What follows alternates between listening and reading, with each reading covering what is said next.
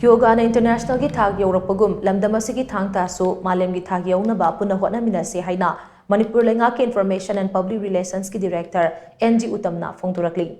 Wafam asing asi Kangla Indigenous Martial Arts and Cultural Society ki marks ki kunithoi suba kumon thawram ga mari lainana Palace compound leiba Government Dance College ki campus ta pangtupa thawram amada mahangna phongdokhibani. Thawram aduda mahut ki director su oiriba Ng Uttam na hai ngasigi mirolna hakchang sajal tawbagi chanabi ama oina jumba chongliba asigi mahut Thang Ta sanaraga hakchang sajal tawrabadi hena kanabo oigani haina khali amaromda lamdam asida isu ama hek lakpada artist singna hena awachai theng nangli masi pumnamak artist singna lawriba thodang sing masak khangbidaba amade makoina tawriba asi entertainment oina urakpagi achoba maram amanani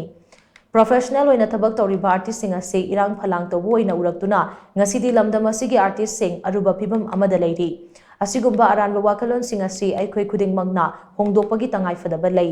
amaromda aikhoi gi ipai pu singna Thang Ta asi lamdam asi kannabagi kutlai oina sizinaraga lakhi adumagpu matamgi ahongba matung ina ngasidi Thang Ta asi hakchang sajilgi oina sizinnarakle Yoga na international Thak Younaba Thang Ta asi so international Thak Younaba Punna tangai fadaba lakle Thang Ta asi hakchang sajil oina sanabagi mathakta nupi oibi singna so khudaki oina masa ngak thok chanaba sarit saragi oiba atenba course hangdoklabadi Thang Ta asi hena kanaba oigani loinana Thang Ta chawkhatnabagi dama ki marks na sangsiliba thabak thoram pumnamak mai pak oirasanu haina Uttam na makata na phongdokhi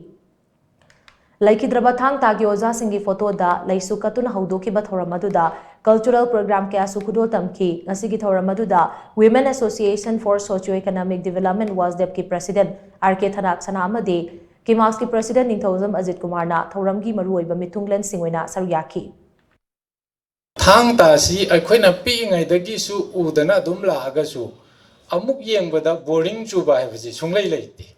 adum yengningba nungaiba potama dum oiri yengbada akhoi da tu chungba hekta kai haini angakpa phawba adum mayam ama leiri so mayam je khoina urakpa matamda angang na tawrasu nupi na tawrasu ahan na tawrasu adum hanjan yengningdre da haibji sungphau phau deba Thang Ta gi so ma yengakpa matamda aduna di aina thamjarina ki marks na chahi ama gi manungda akaknaba matam khara kaithok piraga hapta ama gumba hol ama natraga mafam ama ground ama wairaga charity show ina ticket ka aga ki marks ki site gi tawbiba matamda mayam sungchoi choidana yengba lakani na khanjai akhoisu angamba mateng pangjage adumaina tawraga chahi gi oina fund drive tawnaba calendar program ama thambiraga di yamna kana gadra na khanjai